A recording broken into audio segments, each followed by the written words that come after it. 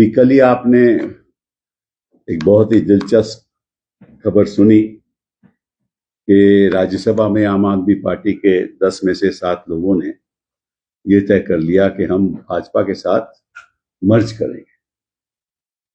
अब शायद ना भाजपा को और ना इन 7 लोगों को संविधान की ज्यादा समझ तो मुझे लगती नहीं, क्योंकि इनको खुद नहीं पता होगा कि मर्जर का मतलब क्या है। इतना इनको पता है कि किस तरह से किसी को खरीदना है, किस तरह से लोभ देना है, इस पे तो उनकी पूरी जानकारी है।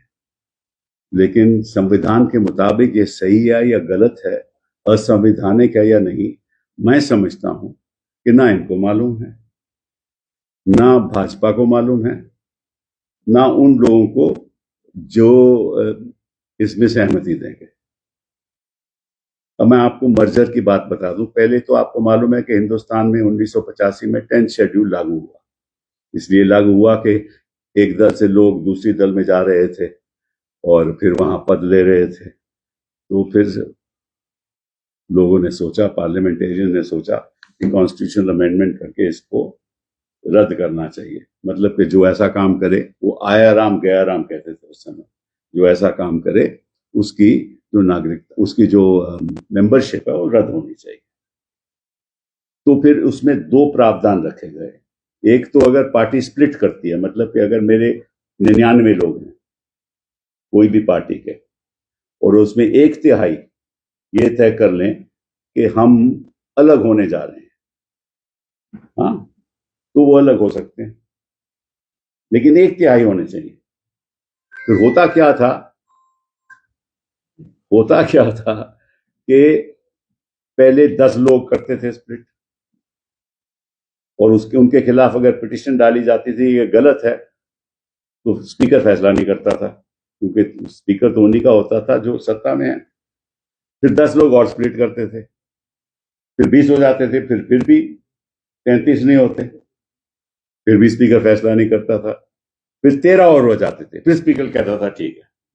तो ये मामला चलता रहा, और फिर मेंबर ऑफ पार्लियामेंट सरकारों ने सोचा था ये बिल्कुल गलत हो रहा है, मतलब कि उस समय इसको डिस्क्वालीफाई होना चाहिए, और फिर सुप्रीम कोर्ट की जजमेंट आ गई। तो जो 1/3 का जो प्रावधान था स्प्लिट का, वो रद्द कर दिया, उसको निकाल दिया 10th शेड्यूल से। अब एक और रह गया मर्जर का। अब मर्जर का क्या मतलब है आपको मालूम है? मैं कहूं कि साहब मैं मेंबर ऑफ पार्लियामेंट में कहूं मैं बीजेपी में मर्ज हो सकता हूं, ये तो नहीं हो सकता ना, ऐसे तो कोई भी मर्ज कर देगा। तो संविधान में लिखा है, 10th शेड्यूल में लिखा है कि सबसे पहले पॉलिटिकल जो राजनीतिक दल है उसको फैसला लेना होगा कि हम इस पार्टी के साथ मर्ज कर रहे हैं, ठीक है। मतलब कि आम आदमी पार्टी को, क्योंकि तो आम आदमी पार्टी की बात है, अगर आम आदमी पार्टी ऑर्गेनाइजेशनल लेवल पे बैठक बुला के रेजोल्यूशन पास करके यह तय कर लें कि हम भाजपा के साथ as a political party merge करना चाहते हैं, ठीक है। एक दूसरे किस्म का मर्जर भी हो सकता है कि मैं और एक और पार्टी मिल जाएं, हम दोनों कहें कि हम मर्ज करना चाहते हैं, दोनों रेजोल्यूशन पास कर लें और नई पार्टी बना लें, ठीक है। तो पहला कदम होगा पॉलिटिकल पार्टी राजनीतिक दल को मर्जर करने का। फिर बात आएगी कि जो सांसद में लोग बैठे हुए हैं, सांसद में है, जो संसद में बैठे हुए हैं सांसद लोग हैं, उनका मर्जर कैसे होगा? पॉलिटिकल पार्टी तो मर्जर हो गया, समझ लीजिए उस पॉलिटिकल पार्टी के 10 लोग मेंबर ऑफ पार्लियामेंट है, लोकसभा के हैं। तो अगर वो 10 कहें कि साहब हम तो नहीं करना चाहते, तो उस समय तो वो मेंबर ऑफ पार्लियामेंट है ना। तो फिर इसमें लिखा है 10th शेड्यूल में कि उसके अगर 2/3 लोग, एक बार राजनीतिक दल का मर्जर हो जाए, उसके बाद 2/3 लोग मेंबर ऑफ पार्लियामेंट उस पार्टी के जो लोकसभा में होंगे, अगर वो रेजोल्यूशन पास कर लें तो उनका भी मर्जर हो जाएगा। लेकिन 1/3 का क्या होगा? अगर 10 में से 4 लोग कहें साहब, या 3 लोग कहें साहब हम नहीं मर्ज करना चाहते, तो फिर स्पीकर क्या करेगा? उनको एक सेपरेट रोल दे देगा, सेपरेट सिटिंग अरेंजमेंट भी दे देगा, वो अपने आप को इंडिपेंडेंट कर सकते हैं, क्योंकि 2/3 तो उस तरफ चले गए। तो इसका उल्टा नहीं हो सकता। मतलब पहले 2/3 राज्यसभा में या लोकसभा में मर्ज कर जाए, वो तो हो ही नहीं सकता, क्योंकि सबसे पहले तो पार्टी मर्ज करनी पड़ेगी।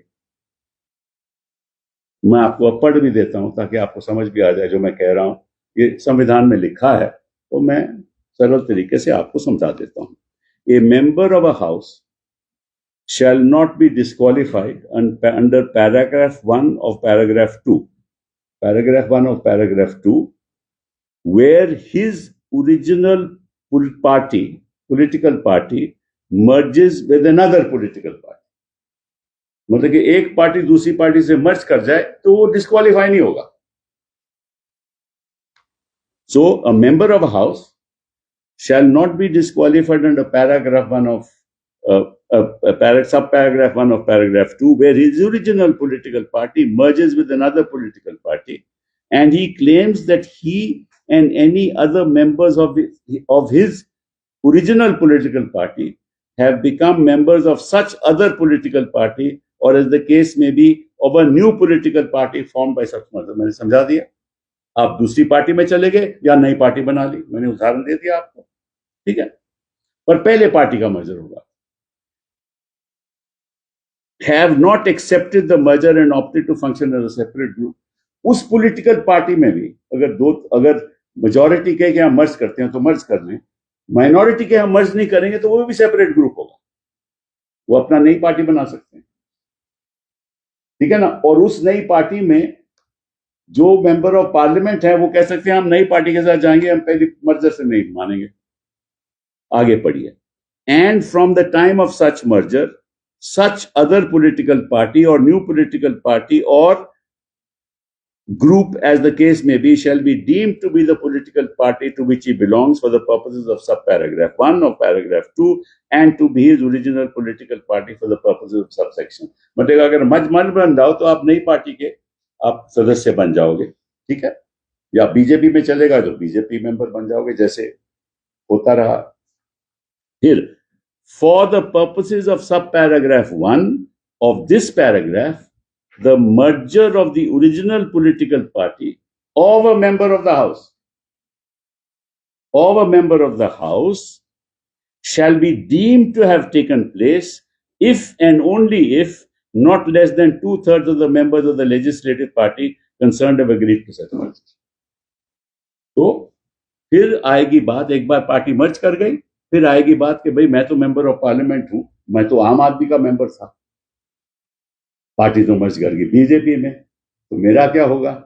तो अगर 2/3 असेंबली मेंबर ऑफ पार्लियामेंट कहें कि ठीक है हम बीजेपी के साथ जाएंगे तो हो जाएंगे, लेकिन 1/3 कहेंगे हम नहीं जाएंगे, तो सेपरेट ग्रुप हो जाएगा। तो पार्टी का भी सेपरेट ग्रुप हो सकता है, मेंबर का भी सेपरेट ग्रुप। अब यहां क्या हुआ है कि राज्यसभा में 7 मेंबर आपके 2/3 मर्ज कर जाते हैं बीजेपी, तो सबसे पहले मर्ज कर ही नहीं सकते, ये 10 शेड्यूल के खिलाफ है।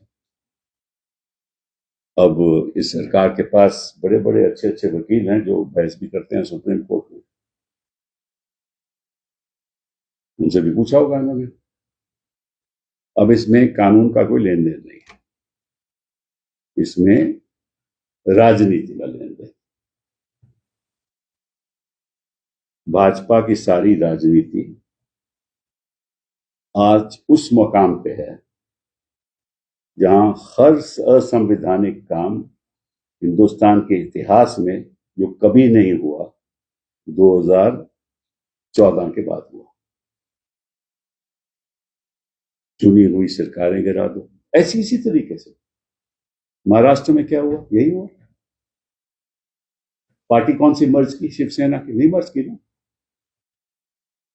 फिर भी शिंदे साहब मंत्री बन गए, मान्यता दे दी उनको। क्यों मेहनत होगी। प्रॉब्लम हमारे देश में क्या है बता, राजनीतिक दल असंवैधानिक काम करते हैं, चेयरमैन जो स्पीकर होते हैं असेंबली के असंवैधानिक काम करते हैं, क्योंकि वो तो राजनीतिक दल के नुमाइंदे होते हैं, जो राजनीतिक दल कहेगा वही करेंगे, वो असंवैधानिक काम करते हैं। कोर्ट फैसले नहीं करते, सालों साल फैसले नहीं होते, और फिर हमें आरोप लगता है कि हम बयान क्यों दे रहे हैं। हम सही बात करें तो आप लोग उसको चलाते नहीं हो, और जो गलत बात करते हैं आप 24 घंटे चलाते हो। ये अब मीडिया की राजनीति है। तो मीडिया में राजनीति और असंवैधानिक काम करके अपना सत्ता को मजबूत करना, लोगों को तोड़ देना, मजबूर करना, ईडी। अब इनके पीछे आपको मालूम है, मैं ज्यादा कुछ कहना नहीं चाहता, आपको मालूम है किन लोगों के पास ईडी पहुंच गई थी? सुना है थप्पड़ पड़ भी मारे थे, सुना है, मुझे पता नहीं मालूम। ठीक है। अब जब बिजनेसमैन मेंबर बन जाएगा तो उसको तो अपना धंधा चलाना है ना भैया। धंधा चलाएगा तो ईडी पहुंचेगी, ईडी पहुंचेगी तो दल बदलेगा। ये क्योंकि इक्वेशन है ना, ये इक्वेशन है, ये पॉलिटिकल इक्वेशन है। धंधा करके पार्लियामेंट में आओ, पार्लियामेंट के बाद धंधे करो, धंधा बढ़ाओ, धंधा बढ़ाओगे तो ईडी पहुंचेगी या सीबीआई पहुंच जाएगी, उसके बाद आप दल बदल दो और धंधा करो। यही हुआ ना राजनीतिक षड्यंत्र। मैं तो कहता हूं कि भाजपा को, इनके लोगों को, मतलब कि एक इनका म्यूजियम बनना चाहिए। हिंदुस्तान के इतिहास का 2014 का जैसे प्राइम मिनिस्टर का बना म्यूजियम, इनको म्यूजियम चलना चाहिए कि कितने धांधलेबाजी इन्होंने की है अपने कार्यकाल में। मुझे हिंदुस्तान के इतिहास में ऐसा नहीं हुआ। और फिर ये जाके भाषण देते हैं, कभी विमेन रेजोल्यूशन बिल की बात करेंगे, वो भी असंवैधानिक।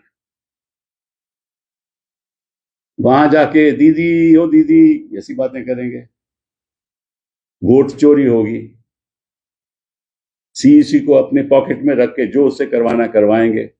27 लाख वोट, लोग जो नागरिक हैं वो वोट नहीं दे सकते, उसका कुछ नहीं होने वाला। डिस्क्वालिफिकेशन पिटीशन तय ही नहीं होगी। अब मैं आपको शर्त से बोल देता हूं कि चेयरमैन साहब इसको एक्सेप्ट करेंगे। हम पहले तो हम तो खैर, मैं तो इंडिपेंडेंट मेंबर ऑफ पार्लियामेंट हूं, अपने आपके लोग इस पे डिस्क्वालिफिकेशन पिटीशन फाइल करेंगे। वो डिस्क्वालिफिकेशन पिटीशन की सुनवाई नहीं होगी, वो कहेंगे जी हमें जवाब देना है, उस पर महीने लग जाएंगे। इस बार अगर कोर्ट में जाएंगे बोले तो चेयरमैन साहब के साथ पेंडिंग है, हम क्या कर सकते हैं? पहले चेयरमैन साहब के कार्रवाई खत्म हो, फिर हम चेयरमैन साहब को कैसे मैंडेमस दे सकते हैं? ये तो असंवैधानिक है। तो उस पर बहस होगी, महीनों बाद बहस होगी। अगर डेट लगेगी तो, अगर डेट लगेगी तो ठीक है। अच्छा, बहस होगी तो फिर कहेंगे कि आप ऐसा है, मैंडेमस तो हम दे नहीं सकते, लेकिन आग्रह करेंगे चेयरमैन साहब से, यार फैसला जल्दी कर दो। तो चेयरमैन साहब थोड़ा बहुत और नहीं करेंगे तो क्या हो सकता है? ठीक है। अगर फैसला कर भी दें तो उनके पक्ष में करेंगे, तो ये तो नहीं कह सकते कि मैंने गलत किया था, उन्हीं के पक्ष में करेंगे। फिर उनके पक्ष में हम पिटीशन फाइल करेंगे 226, पहले सुप्रीम कोर्ट में करेंगे, कहेगा पहले 226 में जाओ हाई कोर्ट में। हाई कोर्ट में जाएंगे तो वो कहेंगे कि हमें 6 हफ्ते का जवाब चाहिए, 6 हफ्ते का जवाब चाहिए। उसके बाद कहेंगे कि यार ये बड़ा इंपॉर्टेंट मामला है, हम इसको जरूर सुनेंगे। वो सुनवाई कभी होगी नहीं, वो महीनों भर सुनवाई नहीं होगी। अगर हो भी गई तो वो भी खिलाफ होगी। उसके बाद सुप्रीम कोर्ट जाएंगे, तब तक 4 साल बीत जाएंगे, ठीक है। और 4 साल के बाद वो कहेंगे कि हम आज को बड़ी जल्दी सुनेंगे, तो फिर 5 साल बीत जाएंगे, कहानी खत्म हो जाएगी। या इस बीच पंजाब में लोगों को तोड़ लेंगे, ये भी हो सकता है। पंजाब में लोगों को तोड़ लेंगे, तोड़ के वहां भी सरकार गिरा देंगे। उसके बाद इन्हीं लोगों की दोबारा इलेक्शन करा देंगे, ये चुन के वापस आ जाएंगे, फिर कहेंगे साहब इसको डिस्क्वालिफिकेशन का मतलब ही क्या है? ठीक है। मैंने आपको जो होने वाला है, मैं कोई ज्योतिषी तो हूं नहीं, लेकिन भविष्यवाणी आपको दे रहा हूं, ये ही होगा। इसका कुछ नहीं होने वाला, क्योंकि इतनी गिरावट आ चुकी है हमारी राजनीति में कि इसका सुधार नहीं है। सुधार तो यही हो सकता है कि आप लोग सही काम करो। जो स्टोरी चलानी चाहिए वो चलाओ। देखिए, हम सब का कर्तव्य है कि देश को बचाना, देश को बचाना। आप लोगों के भी बच्चे हैं, भविष्य है। ऐसा चलता रहा तो हिंदुस्तान का भविष्य खराब होगा तो आप लोगों का भी होगा। अगर ऐसा ही चलता रहेगा तो क्या होगा इस देश का? तो मैं तो आग्रह करूंगा।